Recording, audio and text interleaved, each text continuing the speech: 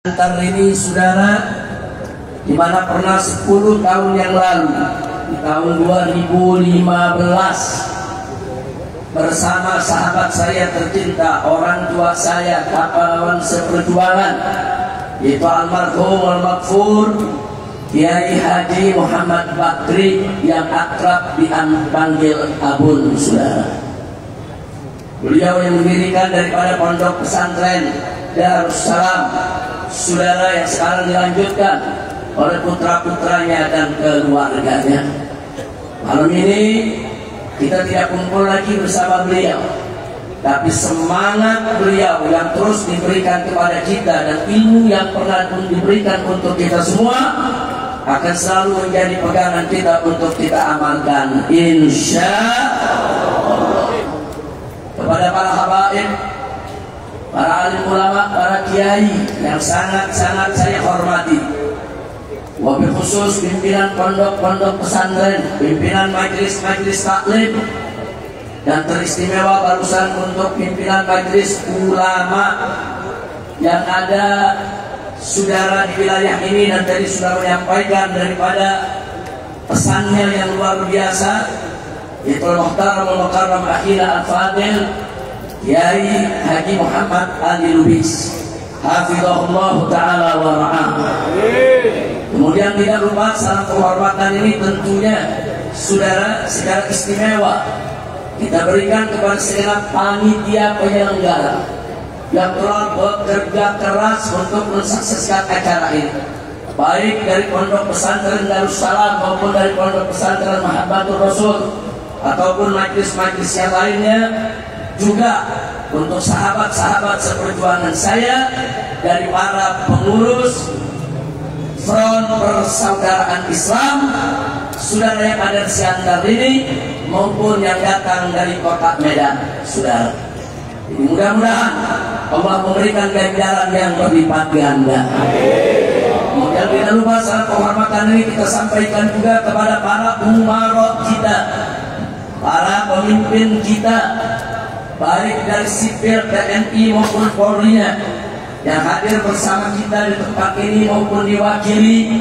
Dan barusan juga kita sudah sama dengarkan Ibu Wakil Wali Kota kita sudah menyampaikan, yaitu daripada sambutannya yang mana tadi tertuliskan di sana, dibacakan ya, bahwa diharapkan dari peringatan Maulid ini saudara kita bisa meneladani akhlak Nabi Muhammad SAW, sehingga kita bisa membangun toleransi, bisa kita membangun persaudaraan yang kuat, membangun persatuan kesatuan untuk selalu kita membela agama, bangsa dan negara, insya Allah. Ahibadil kiram, bicara tentang akhlak Nabi alaihi salatu wassalam, kita perlu menggarisbawahi terlebih dahulu bahwa saudara, misi kenabian yang dibawa oleh Nabi kita Sayyiduna Muhammad sallallahu alaihi wa alihi wa sahbihi wasallam tidak lain dan tidak bukan adalah misi penyempurnaan akhlak. Dan itu disampaikan sendiri oleh Nabi, Pak. Nabi sendiri yang bicara, Bu. Apa kata beliau? Beliau mengatakan, innama bu'ithu liutammima makarimal akhlak. Sesungguhnya aku ini diutus hanya untuk menyempurnakan kemuliaan akhlak. Subhanallah. Dan memang misi kenabian itu untuk penyempurnaan akhlak supaya umatnya berakhlakul karimah. Oleh karenanya saudara, semua yang dibawa oleh Nabi diajarkan kepada kita, baik yang berkaitan dengan akidah ataupun syariat maupun yang berkaitan dengan akhlak lainnya, tujuannya tidak lain dan tidak bukan supaya akhlak umat Islam sempurna mulia, insya Allah. Sudah Kenapa kita diharamkan kemusyrikan? Kenapa kita diharamkan perdukunan? Kenapa kita diharamkan untuk mempelajari apalagi mempraktekkan ilmu sihir? Saudara, jawabnya tidak lain dan tidak bukan supaya akhlak kita mulia. Kenapa kita diwajibkan sholat 5 waktu? Kenapa kita diwajibkan puasa Ramadan? Kenapa kita diwajibkan membayar zakat dari harta kita? Kenapa kita diharuskan menunaikan ibadah haji dan umroh, saudara? Jawabnya supaya akhlak kita mulia, saudara. Kenapa diharamkan narkoba, minuman keras, khamar? Kenapa kita diharamkan berjudi, diharamkan berzina, diharamkan mencuri, apalagi korupsi, saudara? Kenapa semua itu diharamkan? Supaya akhlak kita mulia, saudara. Karena misi kenabian itu memang untuk memuliakan akhlak. Kalau misinya untuk memuliakan akhlak, maka seluruh syariat yang dibawa oleh beliau, apa saja yang beliau ajarkan kepada kita, tujuannya adalah untuk menyempurnakan akhlak. Makanya Pak Bu ya, kalau orang akidahnya kuat, syariatnya jalan, pasti akhlaknya baik. Kalau ada orang ngaku-ngaku akidahnya kuat, lurus, ngaku-ngaku syariatnya jalan, tapi akhlaknya nggak benar, bohong, akidahnya lurus, bohong kalau syariatnya jalan, sudah. Karena udah jaminan kalau akidahnya lurus, saudara, begitu juga dia punya syariatnya dijalankan, pasti buahnya adalah al-akhlakul karimah, buahnya adalah akhlak yang mulia. Jadi akhlak itu cerminan kehidupan kita. Dari akhlak saja orang udah bisa lihat, oh ini akhlaknya nggak baik nih, dan perilakunya, dari tata bicaranya, dari tata duduknya aja udah kelihatan, sudah. Oh ini punya akhlak, oh ini nggak punya akhlak, kelihatan, sudah. Jadi nggak perlu ada ngaku-ngaku, saudara, cukup dari perilaku saja orang sudah banyak yang bisa menilai dia berakhlak atau tidak berakhlak. Nah, saya pikir, saudara, tema yang diletakkan oleh para panitia pada malam hari ini, saudara, muqtabal hal, munasib, cocok, sesuai dengan kondisi kita punya negeri saat ini, saudara. Ini negeri kita saat ini, saudara, sedang krisis akhlak. Kalau ada yang bertanya, Habib, kenapa kok sekarang ini kelihatannya, saudara, banyak orang yang dikit-dikit membunuh, salah sedikit mukul, saudara. Banyak orang-orang kok sekarang ini kasar, keras, dulu-dulu nggak begini. Kenapa nih akhlak ini mulai hilang, akhlak mulai lenyap? Di antara sebabnya, selama 10 tahun kita dijauhkan dari revolusi akhlak, kita dicekoki yang namanya revolusi mental. Takbir, sallu ala Nabi. Saya nggak memfitnah, saya tanya 10 tahun ini, saudara, ada gerakan revolusi mental tidak? Siapa pemimpinnya? Presiden. Presiden yang berteriak di mana-mana, revolusi mental, revolusi mental.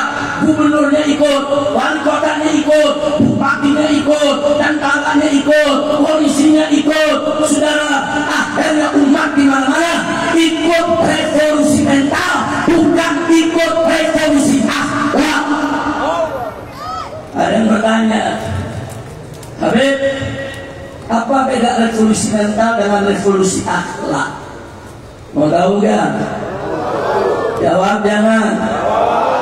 Kapan? Bulan depan saya datang lagi. Bukan sekali-sekali tablet begini ada PR gitu. Apa beda revolusi mental dengan revolusi dari 10 tahun yang lalu, saudara? Saya sudah berteriak di mimbar-mimbar di sepanjang Pulau Jawa, Kalimantan, Sumatera, saudara. Di mana-mana kita menolak revolusi mental. Kenapa? kita sudah sampaikan ke presiden, kita sudah sampaikan ketika itu saudara kepada para pemimpin. Satu, karena istilah revolusi mental itu dulu digunakan oleh PKI. Orang-orang tua kita dulu yang hidup dari tahun 65 saudara itu bisa merasakan bagaimana dulu Partai Komunis Indonesia di mana-mana saat kampanye meneriakkan revolusi mental. Waktu itu saya protes, kenapa jargon PKI yang dipakai? Kan ada jargon Islam, revolusi akhlak.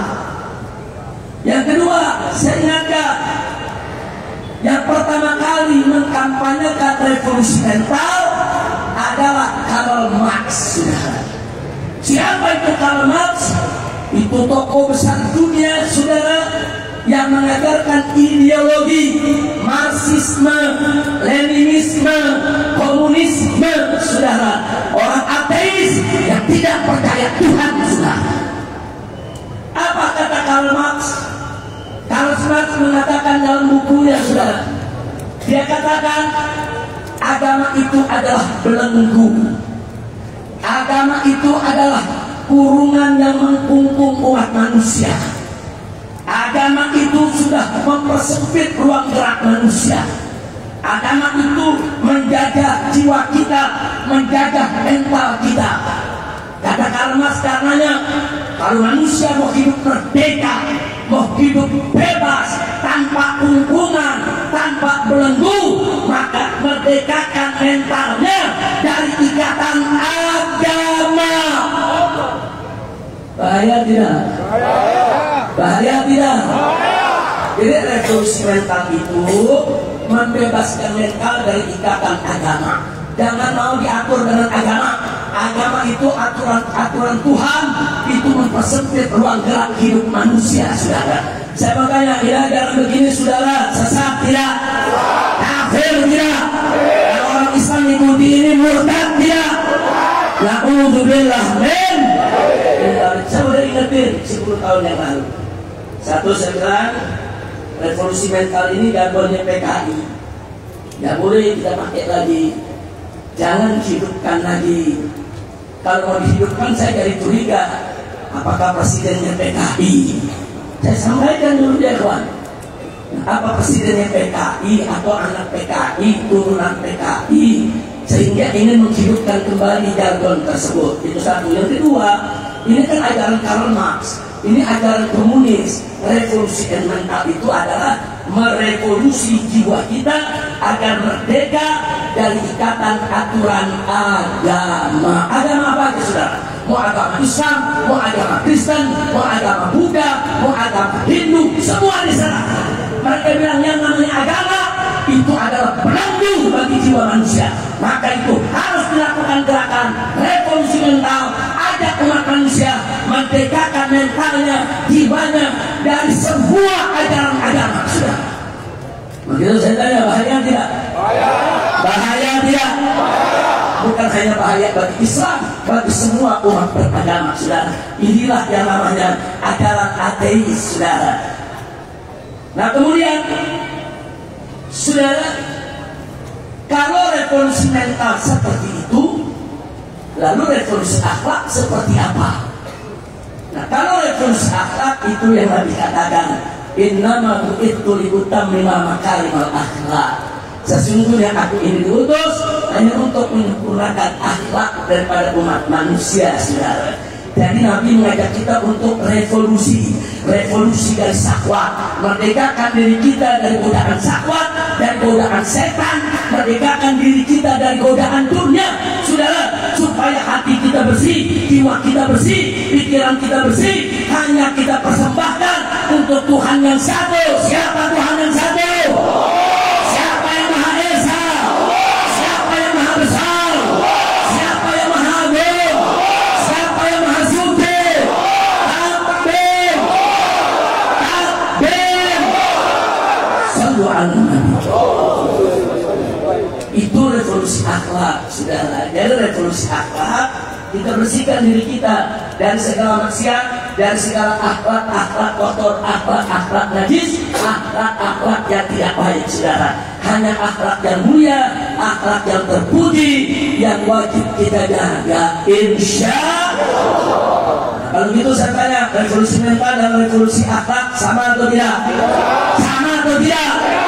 Revolusi mental, saudara, itu diperjuangkan oleh Karl Marx. Tapi revolusi akhlak itu adalah misi yang dibawa oleh Nabi kita Sayyiduna Muhammad Sallallahu Alaihi Wasallam. Jadi kalau kita mau sebut, saudara, Nabi kita itu bapak revolusi akhlak dunia, saudara. Begitu ketika beliau diutus di atas muka bumi ini, saudara, seluruh dunia dalam jahiliyah. Bukan Arab saja yang jahiliyah, saudara, seluruh dunia jahiliyah. Mari kita lihat di Persia ketika itu, satu kekaisaran yang begitu besar. Di sana merebak ajaran bahwa seorang ayah berhak untuk mengawini anak kandungnya. Saya mau tanya, biadab tidak? Sesat tidak? Jahiliyah tidak? Itu kondisi Persia ketika itu. Mari kita lihat kondisi di tengah bangsa Arab. Ya, anak-anak perempuan banyak yang dikubur hidup-hidup, saudara. Banyak anak perempuan dikubur hidup-hidup, saudara. Saya tanya, biadab tidak? Jahat tidak? Zalim tidak? Ya, seluruh dunia jahiliyah. Di Eropa, saudara, oh ada tontonan, saudara. Setiap pekan, setiap bulan ada tontonan. Budak diadu dengan budak. Itu yang kita kenal dengan nama gladiator, saudara. Diadu. Sementara kaum bangsawan semacam stadion, saudara, duduk di pinggiran, saudara, dari balkon mereka nonton. Manusia dengan manusia diadu sampai salah satunya mati, saudara. Nggak puas, manusia dengan manusia diadu, saudara. Akhirnya manusia diadu dengan singa, manusia diadu dengan serigala, saudara. Saya bertanya, biadab tidak?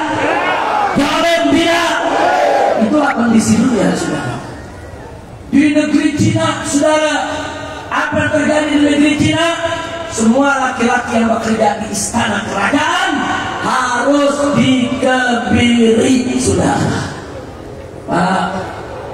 Pak, rakyat dikebiri, jahat ya? Jahat ya? Bapak mau dikebiri? Astagfirullahaladzim. Ini adat mereka, tradisi mereka, aturan mereka. Kalau begitu saya tanya, jahat tidak? Biadab tidak? Zalim tidak? Seluruh dunia jahiliyah, saudara.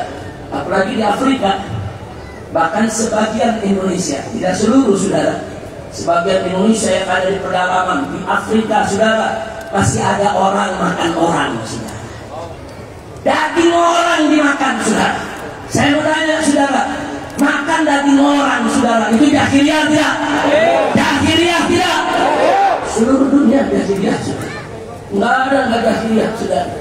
Nah, Nabi diutus untuk menyempurnakan akhlak umat manusia. Ya, beliau diutus pertama kali di kota Mekah, tapi ajarannya rahmatan lil alamin. Allah yang menyatakan, wa ma arsalnaka illa rahmatan lil alamin. Tidaklah kami utus engkau wahai Muhammad melainkan untuk rahmat untuk semesta alam. Lil alamin. Alamin dalam bahasa Arab, Pak, artinya masih Allah. Apa saja selain Allah itu disebut alamin. Atau dengan kata lain, semua makhluk ciptaan Allah, apapun itu masuk dalam arti al-alamin. Berarti kalau Nabi dikatakan rahmatan lil alamin, rahmat untuk alam manusia, rahmat untuk alam malaikat, rahmat untuk alam jinnya, rahmat, saudara, untuk alam haywanat, rahmat untuk alam daripada tumbuhannya, saudara, rahmat untuk seluruh alam semesta. Sallu ala Nabi. Nah, kalau Nabi diutus sebagai rahmat, maka syariat yang dibawanya juga merupakan rahmat bagi alam semesta. Maka itu syariat Islam menjadi solusi untuk apa? Untuk mengobati perilaku biadab, perilaku jahat, sifat jelek dimanapun manusia itu berada, saudara. Bagaimana Islam mengajarkan akhlak yang baik, bagaimana Islam mengajarkan tata krama, bagaimana Islam mengajarkan budi pekerti. Semua kezaliman adat jahiliyah dihapus oleh ajaran Nabi kita Sayyidina Muhammad Sallallahu Alaihi Wasallam. Itu saya mau tanya, Nabi resolusi akhlaknya dahsyat tidak? Jawabnya keempat, dahsyat tidak? Bagus tidak? Indah tidak? Bangga kita dengan Nabi? Yakin? Percaya? Cinta? Takbir? Saudara, kita punya Nabi, misinya menyempurnakan akhlak. Yang menariknya, sebelum Nabi ngajak orang lain akhlak, Nabi akhlaknya sudah sempurna, saudara. Jadi sebelum Nabi ngajak orang berbuat baik, beliau juga berbuat baik. Sebelum Nabi ngajak orang lain, saudara, untuk melakukan kebaikan-kebaikan, kesalehan-kesalehan, Nabi sudah melakukannya terlebih dahulu. Makanya mari kita lihat firman Allah dalam surat Al-Qalam, saudara, di mana Allah memberikan sertifikat ilahi kepada kita punya Nabi, syahadatul ilahiyah, saudara. Allah nyatakan, faqala ta'ala fi akhlaqi nabiyhi sayyidina Muhammad sallallahu alaihi wasallam, wa innaka la'ala khuluqin azim. Sesungguhnya engkau ya Muhammad betul-betul memiliki akhlak yang azim. Pak, Bu, Allah mengatakan akhlak yang azim. Allah tidak mengatakan akhlak yang thayyib, akhlak yang hasan. Hasan, thayyib, bagus, indah. Akan tetapi Allah mengatakan azim. Saudara, kenapa dikatakan azim? Artinya akhlak Nabi itu luar biasa, azim, sangat mulia.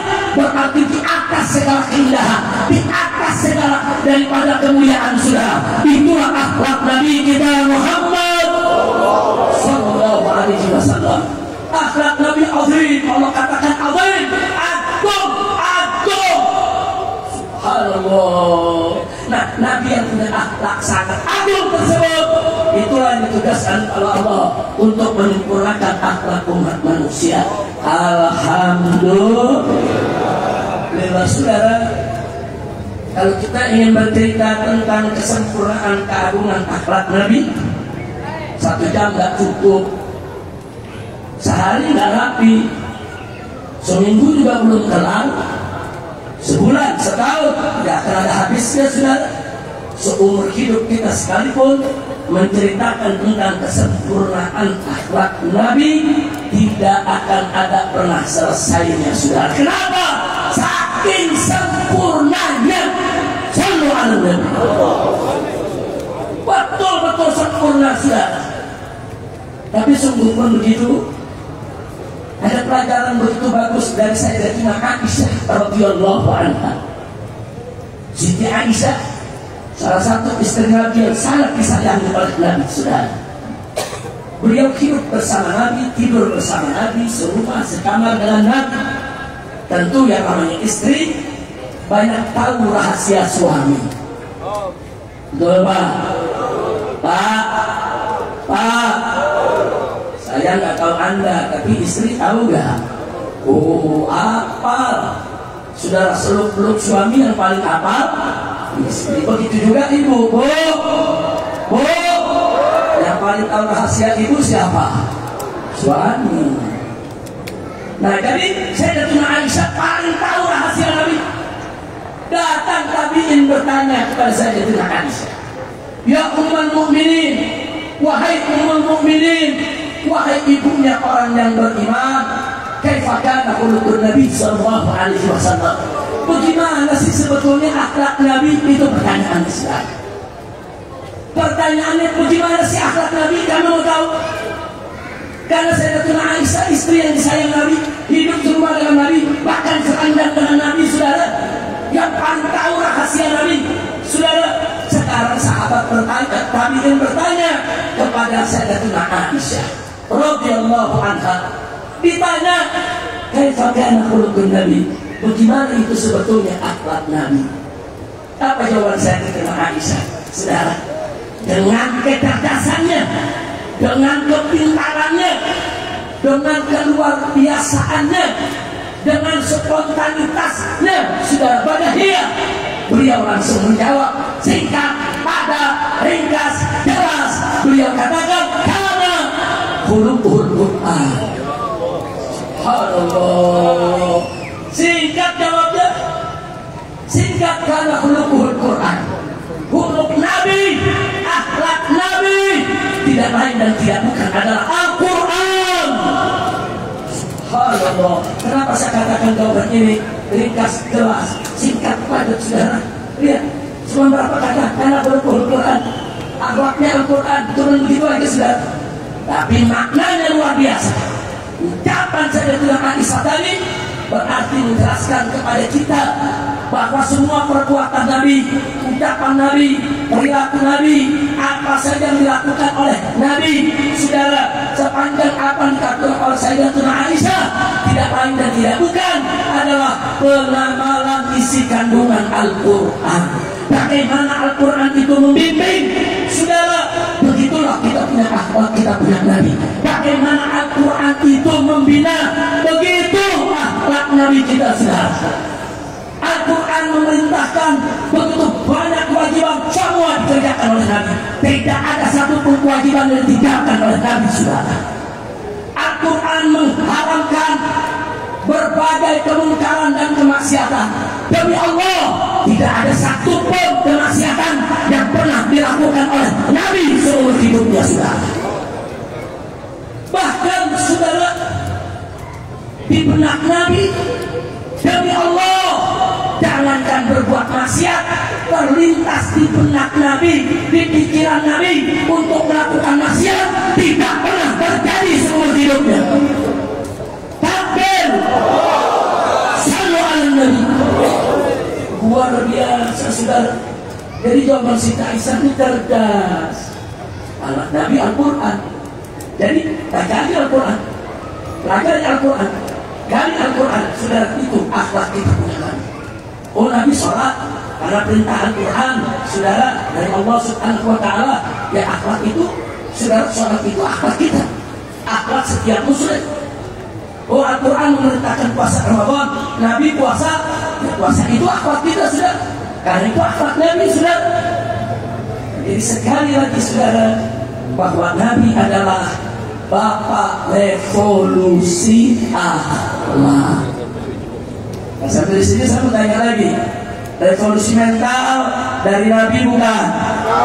Dari Nabi bukan? Revolusi akhlak dari siapa? Dari siapa? Jadi sekarang saya mau tanya jamaah di sini, mau pilih revolusi mental atau revolusi akhlak? Mental atau akhlak? Takbir! Sallu ala Nabi. Ini gara-gara revolusi mental banyak orang korupsi, sudah 10 tahun bangkrut kita punya negeri karena kebanyakan korupsi. Gara-gara betul revolusi mental, jadi banyak yang korupsi. Fakta, sudah, dulu zaman Pak Harto ada korupsi, bukan nggak ada, tapi korupsinya di kolong meja. Korupsinya di mana? Kolong meja. Artinya apa? Masih punya malu, saudara. Masih punya malu. Masuk reformasi 98, kita pikir negeri akan lebih baik. Alhamdulillah, harapannya luar biasa. Ternyata, saudara, korupsinya naik di atas meja. Zaman Pak Harto korupsi kolong meja. Setelah korupsi, saudara, setelah reformasi korupsi di atas. Begitu revolusi mental, meja-mejanya dikorupsi. Kacau tidak? Kalau saya mau tanya semua, kacau tidak? Kacau tidak? Gara-gara revolusi apa tuh? Revolusi? Kacau, saudara. Korupsi nggak tanggung-tanggung, gila-gilaan, saudara, sampai triliun-triliunan. Masya Allah, saya mau tanya orang sekitar pernah lihat duit 1 triliun? Bang Kompak pernah nggak? Kesian. Jujur pernah lihat nggak? Nggak pernah lihat. Sama juga nggak pernah lihat. Cuma sedih aja, saudara, sakit hati. Kok korupsi yang triliunan, saudara? Inna lillahi wa inna ilaihi raji'un. Nah, saudara, satu lagi saya kasih contoh. Dulu di zaman Pak Harto, negara membangun BUMN, saudara. Apa itu BUMN? Badan Usaha Milik Negara, saudara.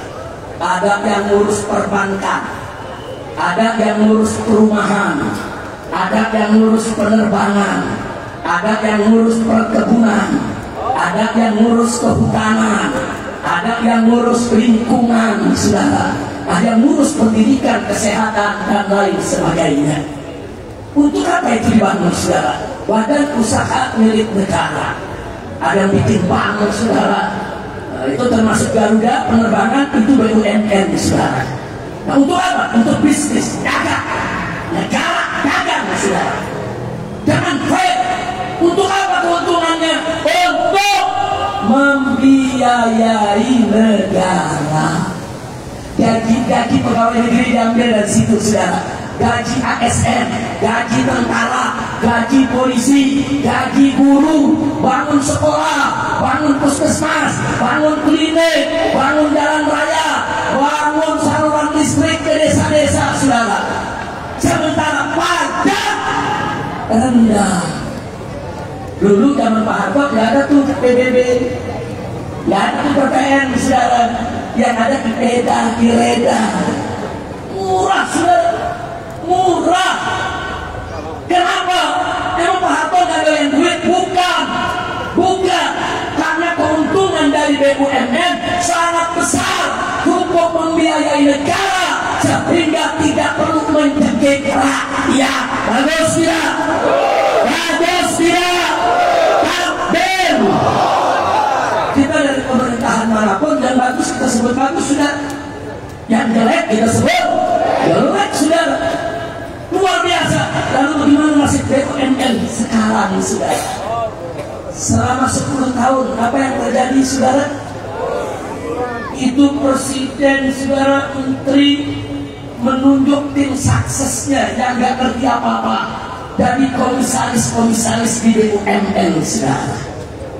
Nggak sampai di situ, buzzer, pelawak, artis, influencer, bintang film yang nggak ngerti ekonomi ditaruh dari komisaris, saudara. Ada yang ditaruh di Pertamina, ada yang ditaruh pertambangan, gajinya ratusan juta bahkan miliaran setiap bulan.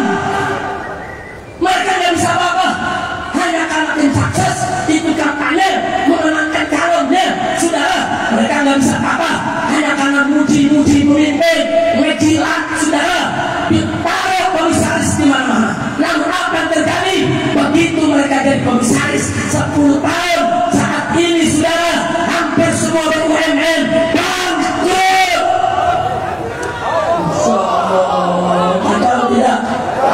Kalau tidak, semua BUMN.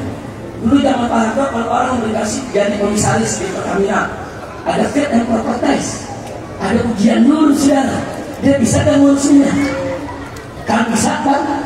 Nggak bisa, nggak boleh. Ini sekarang pelawak suruh ngurus minyak, jadi bercanda dulu. Betul? Maka 10 tahun kemarin, saudara, bos Gojek jadi menteri pendidikan. Bos Gojek mestinya jadi menteri transportasi, menteri perhubungan. Itu bagus, betul? Betul? Ini enggak, bos Gojek jadi menteri pendidikan. Sudah rusak itu pendidikan di mana-mana. Dan sekarang ditangkap. Kenapa? Ketahuan ada korupsi 9 triliun.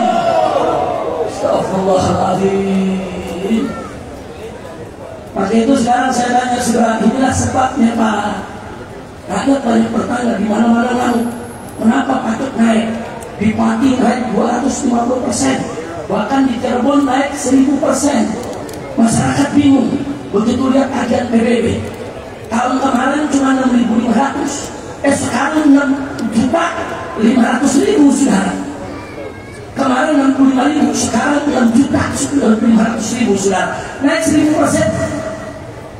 Ini apa saudara?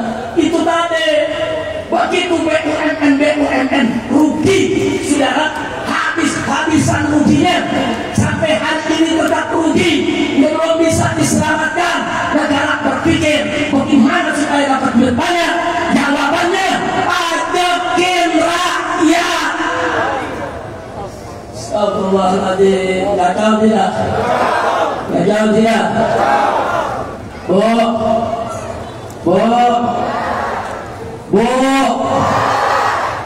Pak. Ini bapak-bapak suaranya kalau ibu-ibu. Sekali lagi, Bu, Pak. Negara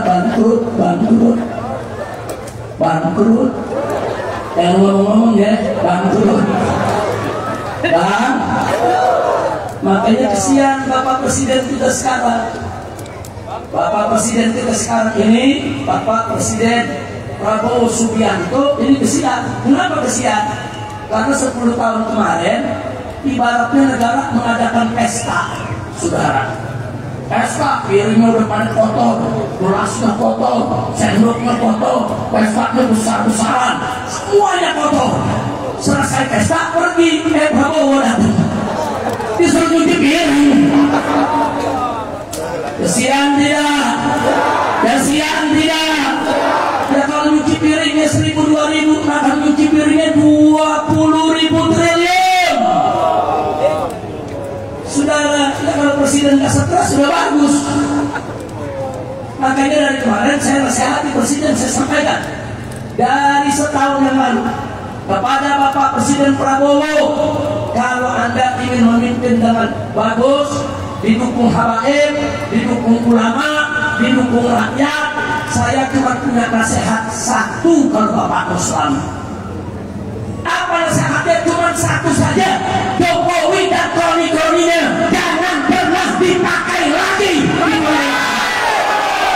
Takbir, angkat tangan semua, takbir, takbir, semua alam Nabi.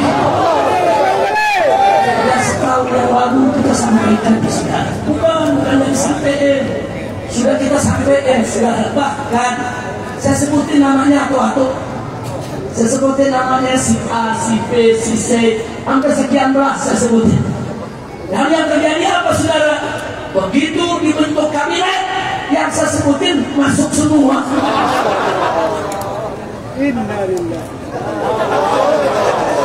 Pusing. Nasib udah. Kalau tahu begitu jangan kita sebutin lah. Apa dia salah dengar kali Bu? Dipikir yang saya sebutin yang saya calonnya jadi ya. Astagfirullahaladzim, dipakai semua. Akhirnya begitu kemarin terjadi kerusuhan saudara, di mana-mana meneriakkan kezaliman, meminta perubahan, meminta perbaikan saudara, khususnya soal pajak. Akhirnya saya dihubungi lagi, minta nasihat lagi.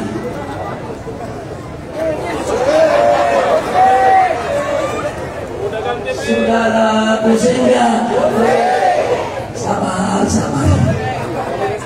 Tapi tetap kita sayang kok sama pemimpin kita, betul? Kita sayang kok dengan negara kita, betul? Tetap nasihat saya sama, baik. Kalau Anda mau dengar nasihat lagi, saat ini tetap saya sebut sama. Yang sudah terlanjur Anda ambil, itu saudara, itu geng-gengnya resim yang lalu. Pokok mereka, singkirkan mereka. Kemarin saya sebutkan 8 nama, 4 udah keluar. Alhamdulillah. Salah satunya jenderal yang terlibat KM50 saudara. Alhamdulillah. Tapi masih ada 3 jenderal lagi belum dicopot saudara. Oh 3. Kita tahu siapa yang terlibat, betul. Saudara, ada 3 sedang menekan. Tolong ini 4 lagi juga dicabut. Ya kita lihat aja bulan depan saudara. Saya minta mereka dicabut. Termasuk saya teriak di atas mimbar. Pokok Kapolri, ganti Kapolri dengan jenderal yang beriman, jenderal yang bertakwa, jenderal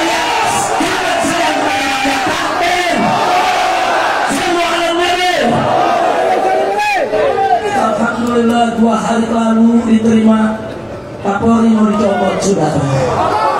Alhamdulillah. Sekarang sedang diajukan 2 nama, saudara. Kita intip namanya siapa. Mudah-mudahan nama 2 yang baru ini dua-duanya bagus. Mudah-mudahan nanti tinggal bagaimana DPR, terkait dan proper di DPR. Nanti DPR yang menilai. Nah di sini DPR-nya harus jujur, harus fair. Jangan nanti ada calon yang bayar dimenangkan, betul? Kalau begitu kacau tidak? Kacau tidak? Jangan pernah mau kita menjadi pemimpin yang bayar kepada kita. Jangan, saudara. Pilih pemimpin yang jujur, pilih pemimpin yang adil. Itu yang akan membawa keberkahan, betul? Takbir. Makanya jujur di masyarakat silakan. Kapolri diganti, setuju ya? Setuju ya? Orang Siantar bilang itu berapa ribu kilometer, setuju semua. Alhamdulillah. Jangan takut menyuarakan kebenaran, saudara. Kita sampaikan. Loh kenapa si Habib? Oh Habib nuntut di mana-mana. Sebab saya mengalami sendiri, saudara. Dan soal KM 50 ini Kapolri nggak berani bicara, saudara. Dia tutup mulutnya, padahal dia tahu siapa saja pelakunya, saudara. Dan sampai di situ. Yang kedua, saudara, orang-orang yang menghina Allah, menghina Rasul, menghina agama, menghina ulama, saudara, itu semua sudah kami laporkan ke Mabes Polri, saudara. Sampai-sampai ada 67 laporan, saudara, dari sekian puluh penghina agama. Kita sampaikan, kita tuntut, kita laporkan, tidak pernah diproses, saudara. Pakai cara yang kita kirim, ketemu dengan direktur daripada cybercrime-nya. Karena kita tuntut ini penistaan dalam menggunakan daripada ITE, saudara. Nah akhirnya apa yang terjadi? Saudara yang di bawah mengatakan maaf, salam buat Habib, bukan kami tidak mau proses, tapi kami dilarang atasan.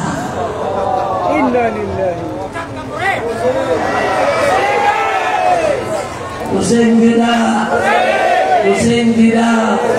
Ya kalau Kapolri model begini, Islam dihina dia diam, ulama dihina dia diam, agama Islam dihina dia diam. Mau ngapain kita pertahankan jadi Kapolri? Betul? Betul? Betul? Kapolri pernah ngomong, bicara kepada anak buahnya, jangan ada yang berbuat salah, jangan jadi yang busuk.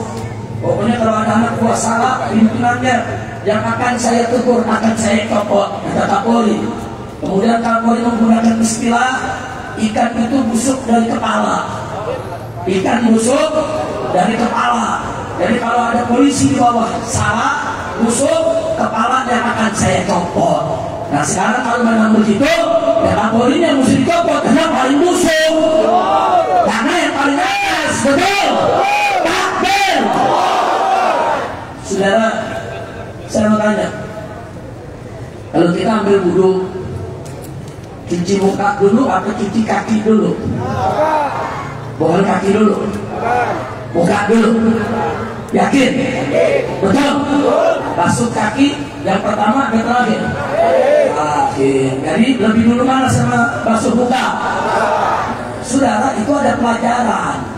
Jadi kalau kita membersihkan negeri kita, saudara, dari muka dulu baru kaki. Maksudnya dari pejabat dulu yang di atas, nah, rakyat di bawah. Betul? Betul? Kalau di atasnya bagus, di bawah ikut bagus. Betul? Betul? Jadi kalau mau revolusi akhlak, jangan dimulai dari bawah, dimulai dari ulamanya, dimulai dari umaroknya, dimulai dari pemimpinnya. Nanti yang di bawah, begitu yang ulama, umarok, lurus, bagus, semua akan ikut mencontoh pemimpinnya. Betul? Takbir.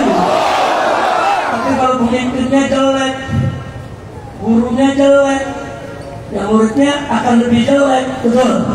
Ada pepatah dalam bahasa Indonesia, saudara, guru kencing berdiri, murid kencing berlari. Betul? Itu jadul. Itu jadul, ada bahasa baru. Mau dengar? Guru kencing berdiri, murid kencingin guru. Nih sekarang begitu, muridnya lebih kacau lagi. Betul? Betul? Nabi udah nyampaikan sinfan minan nas, insaluha salhan nas, wa in fasada masyarakat nas al-ulama wal umara. Nabi udah kasih tahu ada dua jenis manusia. Ya kan, kedua jenis manusia ini baik, umat manusia akan baik. Kalau dua jenis ini rusak, buruk, umat manusia akan ikut buruk, saudara. Siapa mereka? Yang pertama al-ulama, golongan ulama. Yang kedua siapa? Al-umara, golongan umara. Sudah, ini kalau umara, kalau ulama baik, umat itu baik, saudara. Insya Allah. Nah, kalau umat ulama, umara, saudara, rusak, umat lebih rusak, lebih brutal. Nah, kalau udah begitu, jangan nyalain yang di bawah. Kalau di atas belum mau memperbaiki diri. Betul? Betul? Begitu, Bu. Saya mau tanya dari ibu dan bapak nih. Kalau yang namanya ulama dan umarok, akhlaknya harus baik tidak? Harus baik tidak? Ucapannya harus baik tidak? Perilakunya harus baik tidak? Sikapnya harus baik tidak? Harus baik. Sekarang saya mau tanya, ibu-ibu teriak kepada pemerintah, KB mahal, KB mahal. Ini protes ibu-ibu nih. Pejabat di atas jawab, kalau mahal jangan beli. Pejabat nih, pejabat tinggi, ada menteri jawabnya begini. Menteri jawabnya, oh, ayo sama-sama sebut cabai mahal. Yang kencang, yang kencang, jangan beli. Nah, saya tanya ke pejabat, jawab begitu kurang ajar gak? Kurang ajar gak? Mestinya pejabat yang sopan. Ibu-ibu yang protes, saya mohon maaf. Kita pemerintah minta maaf kepada semua kalau harga cabai masih mahal.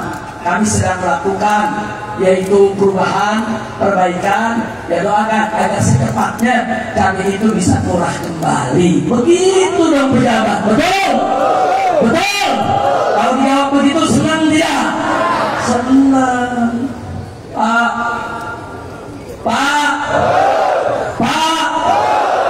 listrik mahal gak? Mahal gak? Bapak protes, listrik mahal. Protes, Bu, mahal. Menterinya jawab, kalau mahal jangan pasang listrik. Nah, kalau menteri jawab begitu, kacau tidak? Kacau tidak? Nah, kalau nggak boleh pakai listrik berarti suruh pakai lilin lagi. Bahwa pejabat tidak boleh begitu. Kalau dibilang listrik mahal, sudah jawab dan bagus ya. Kami akui, memang listrik saat ini mahal karena biaya produksinya masih tinggi. Tapi nggak usah khawatir, sebentar lagi akan ada perubahan. Listrik akan kami turunkan semurah-murahnya. Bagus tidak? Bagus tidak? Sekarang jujur Pak, kalau dijawab kayak tadi, ayo bapak-bapak semua, ayo semua, suaranya yang keras, listrik mahal. Yang kompak, sekali lagi, biar pasang listrik. Ya kacau lah, kacau. Mau jadi pejabat begitu juga siapa juga bisa, betul? Betul? Masya Allah. Sekarang tukang ojek. Ada tukang ojek gak? Ada gak di Siantar? Ada tukang ojek? Betul, ojol ada, ojol. Hidup ojol. Takbir. Saudara tukang ojol teriak, pemerintah bensin mahal, kami mau kerja susah, mau dapat penumpang bensinnya mahal, bayar aplikatornya juga mahal sampai 20%. Bagaimana penghasilan kami? Menteri jawab, kalau bensin mahal nggak usah isi bensin. Nggak usah isi bensin, naik ojek pakai apa? Pakai air kencing. Astagfirullahaladzim. Saya tanya, kacau tidak? Kacau tidak? Makanya tukang ojek paling ngamuk kemarin di Jakarta, sudah. Karena jawabnya ini tidak profesional dan tidak proporsional, tidak menunjukkan dia seorang pejabat, sudah. Ada lagi yang lebih kacau, satu lagi, jenderal tua. Lalu yang sebut nama, Ada lagi di jenderal. Apa dengan saudara? Rakyat lagi protes. Pajak mahal, saudara. Rakyat kritik, protes. Apa dia bilang? Rakyat Jakarta, nggak usah demo-demo. Kalian tidak punya jasa kepada negara. Kalau masih demo, sono pergi ke luar negeri.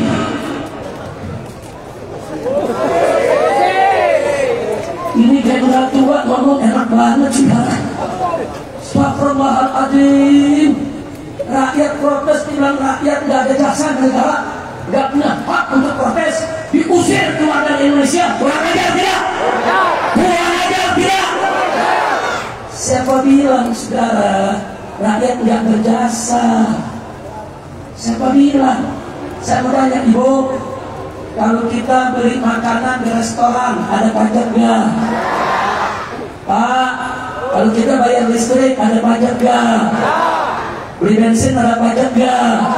Pakai kuota kena pajak nggak? Saudara, kita beli baju, beli kain, beli jilbab, beli peci, beli sendal, semua kehidupan kita kena pajak. Berarti saya tanya, rakyat bayar pajak tidak? Rakyat bayar pajak tidak? Betul. Kita bayar kepada negara. Betul. Berarti kita berjasa kepada negara. Betul. Berarti rakyat berjasa tidak kepada negara. Betul. Rakyat berjasa tidak. Tidak usah protes-protes. Pergi sama luar negeri. Pahal dulu yang. Kurang ajar gak? Jujur aja, jujur, kurang ajar gak? Jangan takut pulang dari tanggap ya. Dulu di zaman saudara Jokowi banyak penetapan ulama. Di zaman Prabowo nggak usah khawatir. Prabowo nggak pernah musuhin ulama. Betul. Prabowo bukan musuh umat Islam. Betul. Memang Prabowo harus selalu dinasehati, diingatkan, disupport, didorong agar beliau berani melawan para mafia, melawan para koruptor, melawan para oligarki untuk membela rakyat, bangsa dan negara. Betul. Saya mau tanya semua, kalau Bapak Presiden Prabowo serius, saudara, kalau serius perang lawan mafia, perang lawan koruptor, perang lawan oligarki, saudara, betul-betul serius beliau perang itu, dukung tidak? Dukung tidak? Siap bela beliau? Siap lawan mafia? Siap lawan koruptor? Siap lawan oligarki? Siap bela negara? Siap bela presiden? Takbir! Takbir! Angkat tangan semua, takbir! Sallu ala Nabi. Sengaja di setiap tempat saya sampaikan ini banyak direkam umat, kemudian ini viral kemana-mana, dan presiden jadi tahu umat di mana-mana tuh mendukung saudara, mendukung. Dulu zaman penjajahan Belanda dan Jepang, saudara, dulu tentara belum ada, TNI belum lahir. Siapa yang lawan penjajah? Yang lawan penjajah adalah ulama, para santri. Mereka diri di barisan paling depan, perang mengusir para penjajah, saudara. Di Aceh ada Teguh Umar, saudara. Di Sumatera Utara sini, saudara, ada Sisinga Mangaraja, saudara. Di Sumatera Barat sana ada Imam Bonjol, saudara. Di Jawa Tengah ada Diponegoro, saudara. Di mana-mana di Ambon ada Patimura, saudara. Di mana-mana semua melawan penjajah. Maka itu sekarang presiden jangan ragu. Kalau Anda betul melawan mafia, melawan oligarki, melawan daripada koruptor, nggak usah ragu, lawan. Kalau ternyata Anda mau dijatuhkan oleh mereka, mereka mau kudeta Anda, maka ulama, habaib, umat akan berdiri barisan panjang. Kita akan lawan mereka semua. Takbir! Angkat tangan, takbir! Hidup Indonesia! Hidup ulama! Hidup umat Islam! Takbir! Sallu ala Nabi. Kalau itu ada, supaya Bapak Presiden juga tidak ragu-ragu. Amin. Ini kemarin Pak sudah diberhentiin, saudara. Tinggal kita tunggu lagi yang berikutnya. Kita sebutkan sekian ras, saudara. Nggak apa-apa, berhentiin 4 tempat, lama-lama bersih, saudara.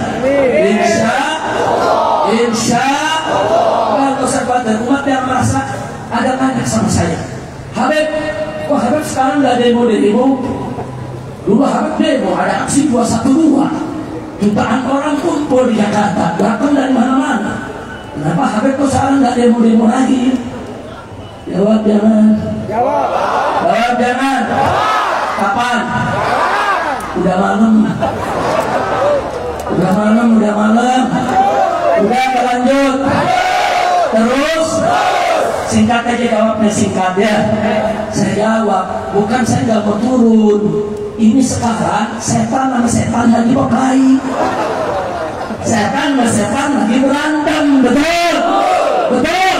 Saling buka borok, saling melaporkan, saling menjelekkan, saling menerkam, saudara. Saudara, kalau buaya sama buaya lagi berantem jangan dipisahin. Jangan, sudah makan lagi gigit-gigitan, kita pisahin, ditonjok dia. Betul? Betul? Setan lagi berantem, kalau perlu bantuin lagi. Setuju gak? Setuju gak? Ada protes.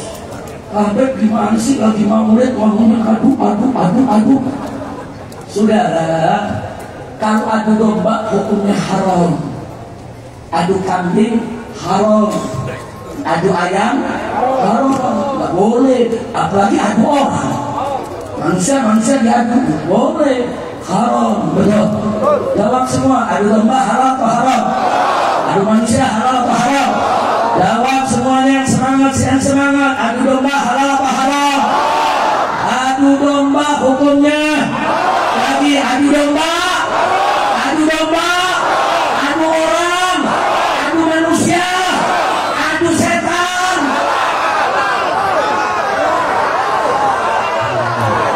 Adu setan.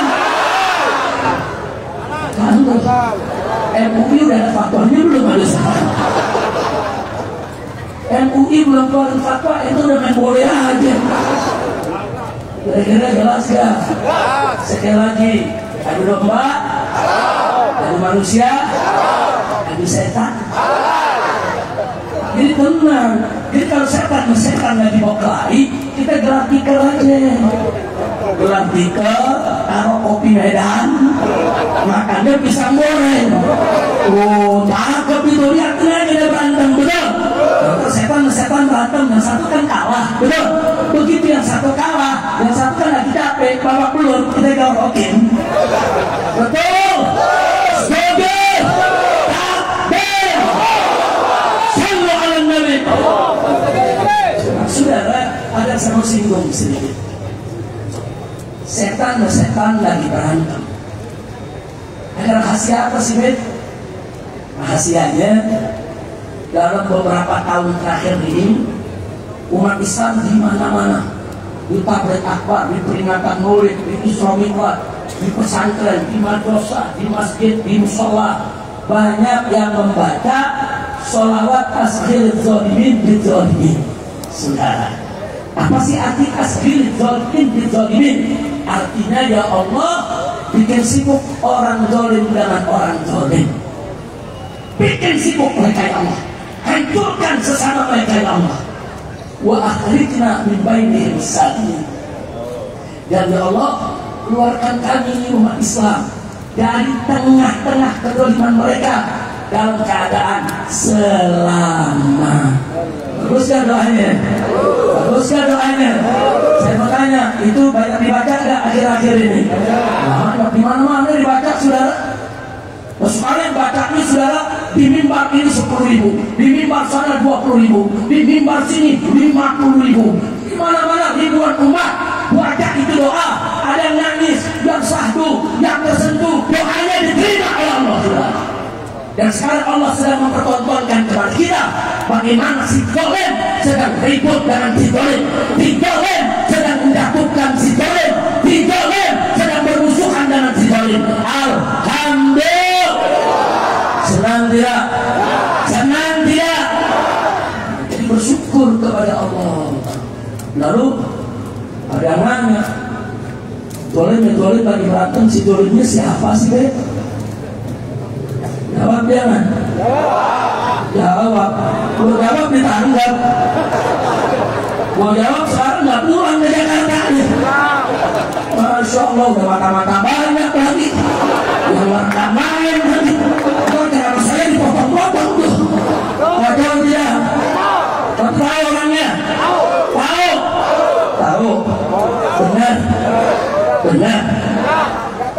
sebut.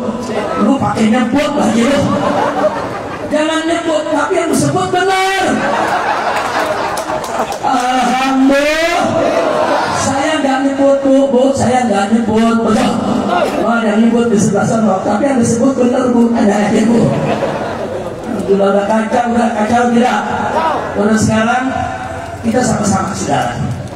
Sebagai tanda rasa syukur kita kepada Allah, yuk rame-rame malam ini kita baca dulu sholawat asgir zalimin bidzalimin sebelum kita lanjutkan. Setuju?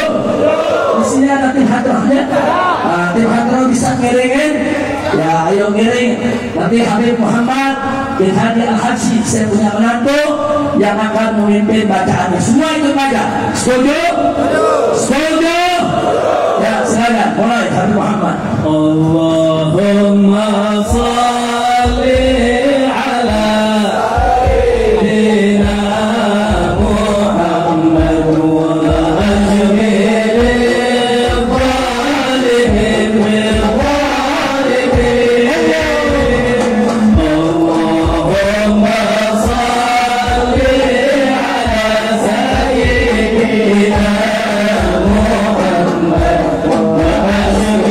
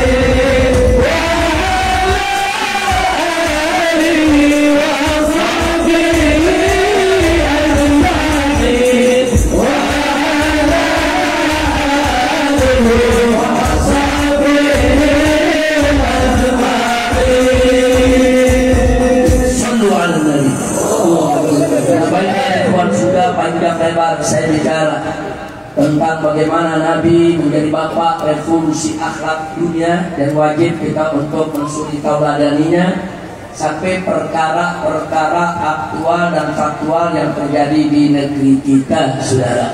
Nah, artinya apa? Kembali kepada yang kita sampaikan tadi, kenapa itu komprokan terjadi di kita punya negeri? Karena rusaknya akhlak. Jadi kalau mau benar ini negeri, saudara, maka wajib revolusi akhlak. Siap revolusi akhlak? Siap revolusi akhlak? Ayo semua, ya revolusi. Ayo revolusi akhlak sekarang juga. Ayo revolusi akhlak sekarang juga. Ayo revolusi akhlak sekarang juga. Ayo revolusi akhlak sekarang juga. Ayo revolusi akhlak sekarang juga. Ayo revolusi akhlak sekarang juga. Revolusi akhlak. Nah, baik saudara, insya Allah kalau kita revolusi akhlak, bukan hanya negara kita yang Allah beresin, saudara. Bahkan saudara-saudara kita di dunia yang sedang menderita, semua akan diberesin oleh Allah, termasuk Palestina.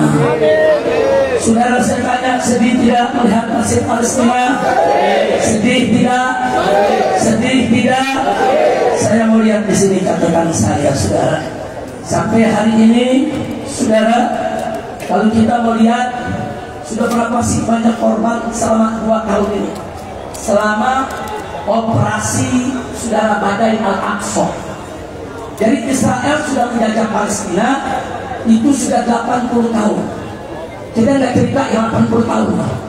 Kita cerita perang yang terakhir nih, yang lagi berkecamuk, saudara. Anda tahu itu syuhada, saudara, yang sudah dibunuh dengan keji kejam oleh Israel. Kebanyakan perempuan dan anak-anak kecil, saudara.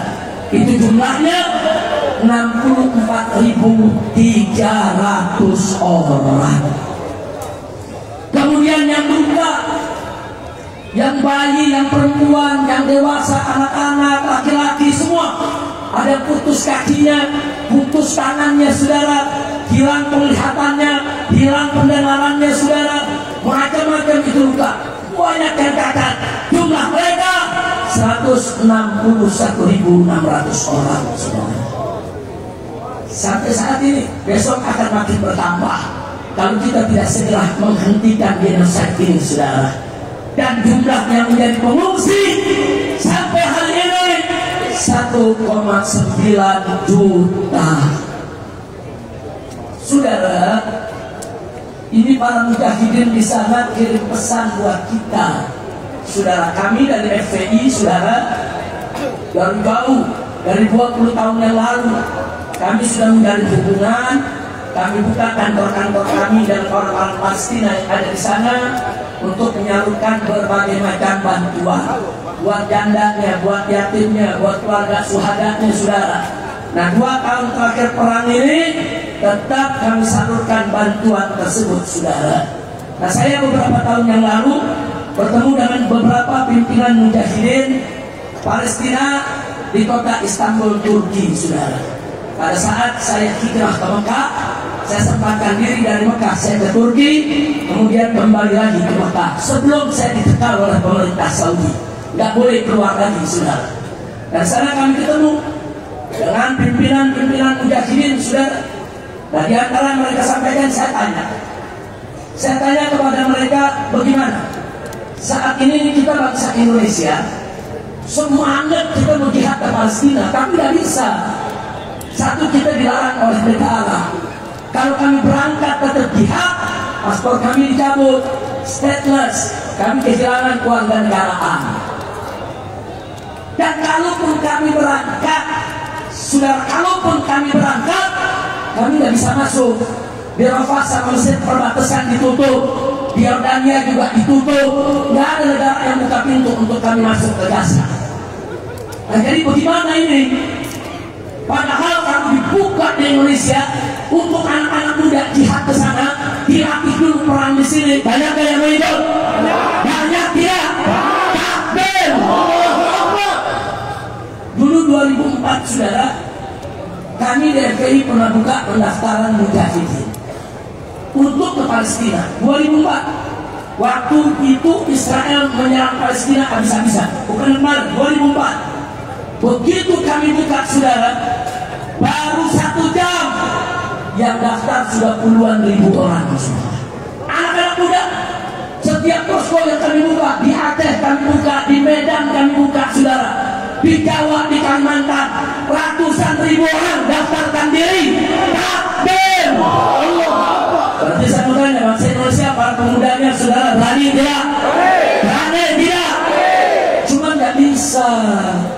Mau berangkat nggak boleh, dilarang oleh pemerintah.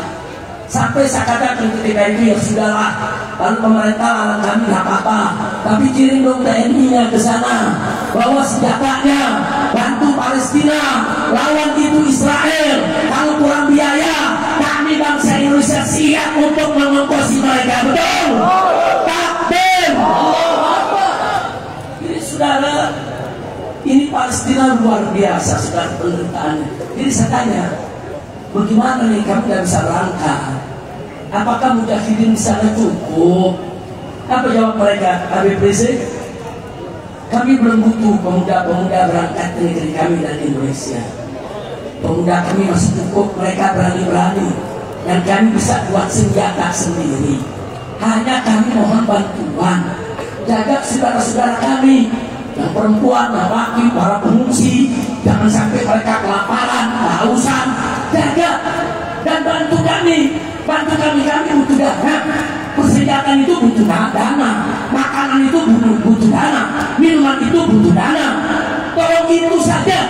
Kalau bangsa Indonesia membantu itu saja cukup bagi kami. Allah, terus saya tanya lagi sama mereka. Saya bertanya, kami di Indonesia suka demonstrasi, aksi-aksi bela Palestina. Nah, ada saudara kami di Indonesia bilang, itu nggak ada manfaatnya, itu nggak ada dalilnya, itu nggak nyunnah, itu ditolak.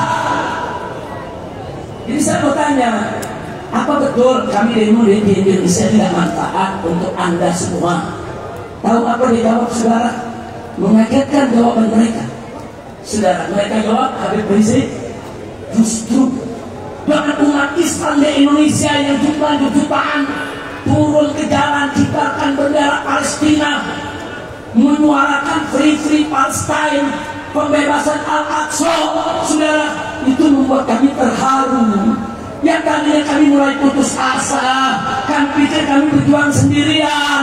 Saudara-saudara Arab kami di sekitar kami nggak ada yang mau tahu, nggak ada yang datang. Kami pikir kami sendiri, udah nggak ada peduli dengan kami. Ternyata saudara kami di aqsa dunia. Aqsa dunia itu artinya di dunia yang paling ujung, yang jaraknya jauh, puluhan ribu kilometer dari kami.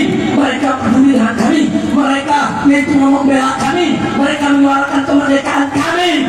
Itu menjadi ambisi, itu menjadi support, itu menjadi motivasi. Yang tadinya kami sudah lesu, sudah hampir putus asa, kami bangkit kembali. Begitu kami sadar, ternyata kami tidak sendiri, bukan umat Islam saudara kami di berbagai dunia memperhatikan kami. Insya Allah. Jadi saya bilang, demo Palestina tidak manfaat, saudara. Kalau nggak mau demo, ya sudah nggak usah demo. Jangan ngatain yang demo, betul? Betul? Betul? Saya dengan ini, saya tanya langsung kepada pimpinan mujahidin, saudara. 1, 2, 3 bulan sekali kami kirim pengurus FPI di pusat, entar ke Istanbul, Turki, ketemu dengan pimpinan Hamas. Di sana dulu ada almarhum Ismail Haniyeh, rahimahullah, yang kemarin dibom saat ada di Iran, saudara.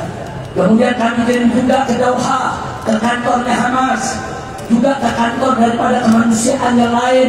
Kami bawakan bantuan, saudara. Selama 2 tahun ini bantuan yang dikumpulkan oleh FPI dari umat, saudara, dari umat, dari netrek, saudara, dari kantong-kantong kresek yang nyumbang 1.000, yang nyumbang 2.000, yang nyumbang uang logam, saudara. Dan 2 tahun ini uang kresekan tadi sudah lebih daripada 20 miliar, saudara. Dan sudah ada 115 kali kiriman, saudara, yang kami lakukan untuk dikirim ke Palestina sana. Dan semua termasuk saudara, inna lillahi wa inna ilaihi raji'un. Mereka ingin membunuh pengganti Ismail Haniyah. Ada seorang tokoh yang luar biasa namanya Khalid Mis'al, saudara.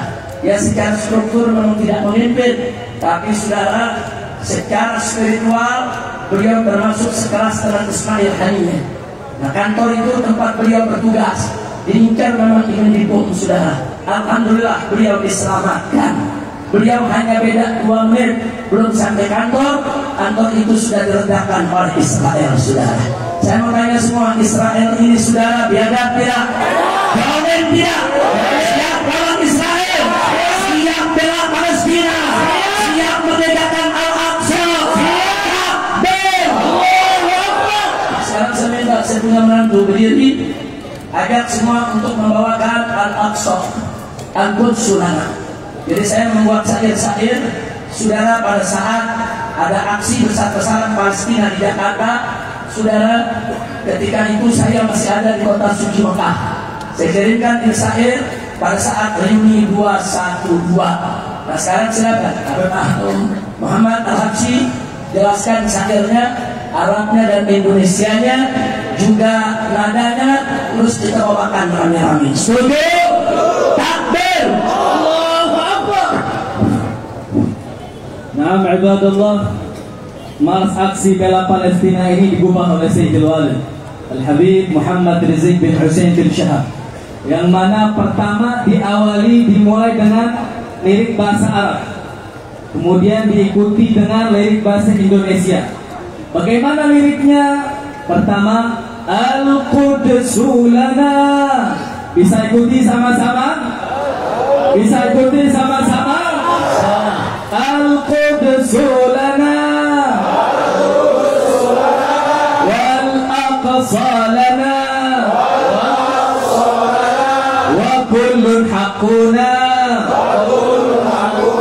fal jihadu sabiluna. Apa artinya ibadallah? Artinya Al-Quds lana. Al-Qudus adalah milik kita umat Islam. Wal Aqsa lana, dan Masjidil Aqsa juga milik kita umat Islam. Wal kullu haqquna, dan semuanya adalah milik kita umat Islam. Fal jihadu sabiluna, dan jihad adalah jalan untuk memerdekakan mereka orang Palestina. Kemudian dilanjutkan dengan lirik bahasa Indonesia. Kami bangsa Indonesia setia bersama Palestina, berjuang untuk merdeka dari Israel Durjana. Ikuti sama-sama. Kami bangsa Indonesia setia bersama Palestina, berjuang untuk merdeka dari Israel Durjana. Setelah itu Palestina merdeka, semua angkat tangannya. Siap? Siap? Tim Hadroh boleh dibantu. Ayo sama-sama kita bawakan. Al-Quds lana wal aqsa lana wa kullun haqquna wal jihadu sabiluna. Al-Quds lana wal aqsa lana wa kullun haqquna wal jihadu sabiluna.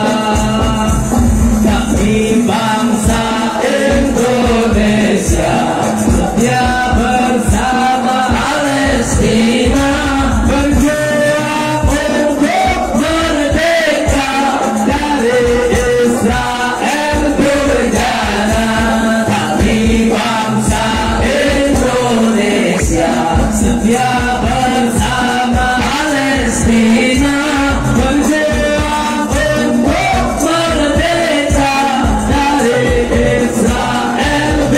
berjana. Palestina merdeka, Palestina merdeka, Palestina merdeka. Allah Allahu Akbar. Semua Palestina merdeka, Palestina merdeka, Palestina merdeka. Allah Allahu Akbar. Al-Qudus lana wal aqsa lana wa kullu haqquna jihad sabiluna. Al-Qudus lana wal aqsa semuanya wa kullu haqquna jihad sabiluna. Kami bangsa Indonesia setia bersama Palestina, berjuang untuk merdeka dari Israel berjana. Kami bangsa Indonesia setia bersama Palestina, berjuang untuk merdeka dari Israel berjana. Palestina merdeka, Palestina merdeka, Palestina merdeka. Allah Allahu Akbar. Palestina merdeka, Palestina merdeka, Palestina merdeka. Allah Allahu Akbar. Sekali lagi, Al-Qudus lana wal aqsa lana wa kullu haqquna wal jihad sabiluna. Al-Qudus lana wa kullu haqquna wal jihad sabiluna. Kami bangsa Indonesia setia bersama Palestina, berjuang untuk merdeka dari Israel berjana. Kami bangsa Indonesia setia bersama Palestina, berjuang untuk merdeka dari Israel berjana. Palestina merdeka, Palestina merdeka, Palestina merdeka. Allah Allahu Akbar. Palestina merdeka, Palestina merdeka, Palestina merdeka. Allah Allahu Akbar. Takbir, sallu ala nabi. Mudah-mudahan harapan kita dikabulkan oleh Allah Subhanahu wa taala. Baiklah ya kawan, itulah yang bisa saya sampaikan pada kesempatan malam hari ini. Insya Allah besok pagi kita bisa jumpa lagi di pondok pesantren Mahabbatur Rasul ya kawan. Insya. Nah jadi sekarang nggak usah malam-malam lagi, ntar besok terlambat lagi. Siap datang? Siap hadir? Takbir. Sekarang baik saudara, sebelum kita tutup, saudara saya ucapkan terima kasih atas segala kesempatan yang diberikan, kepedulian dan perhatian, dan saya mohon maaf atas segala kekurangan dan kekhilafan. Mudah-mudahan ibu bapak tidak kurang dari tempat ini kecuali dosanya diampuni Allah, kesalahannya dimaafkan, kesulitannya dimudahkan, kesempitannya dilapangkan, penyakitnya disembuhkan, rumah tangganya diharmoniskan, keadilannya dilunaskan, jodohnya dimudahkan. Aminnya lebih semangat dan mudah. Insya Allah mudah-mudahan dapat keturunan solihin dan solehat, bahagia dunia hingga akhirat, di dunia wali dunia dan solehat, wali hadratin Nabi Mustafa sallallahu alaihi wasallam. Bismillahirrahmanirrahim. Fatihah.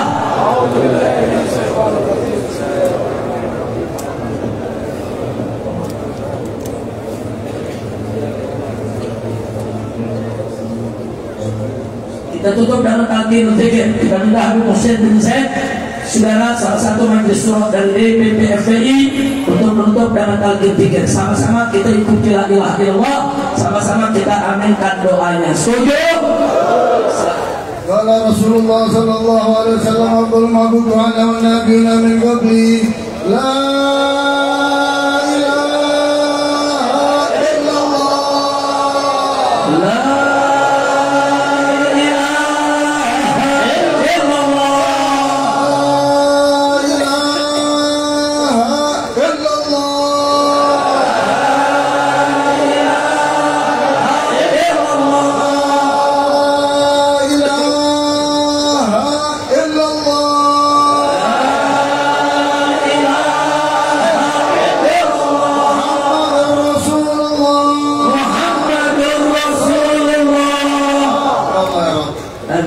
Satukanlah kami dengan kalimat la ilaha illallah. Amin.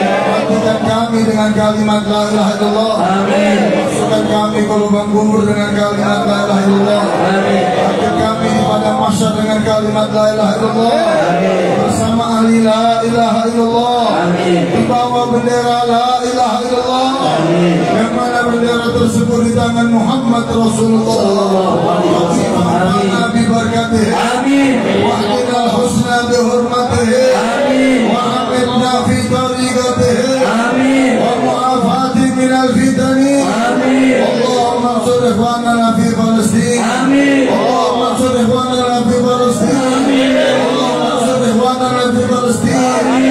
Tamir adal Yahudiyah. Israeliyah. Amerika. Takfir ya Rabbal Alamin.